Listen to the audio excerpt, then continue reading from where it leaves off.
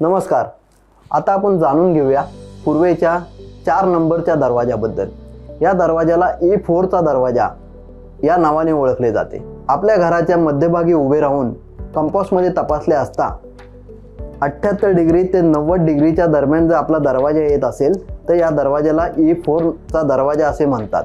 या पदामधील दरवाजा वास्तूच्या बाहेरील वातावरणातून अशा ऊर्जेला आकर्षित करतो जिच्या प्रभावामुळे त्या वास्तूमध्ये विशिष्ट अशा वातावरणाची निर्मिती करतो, ज्यामुळे त्या कुटुंबातील सदस्यांचे शासनातील मंत्री, उच्चपदस्थ अधिकारी तसेच राजकीय पुढारी यांच्याशी चांगले संबंध असतात.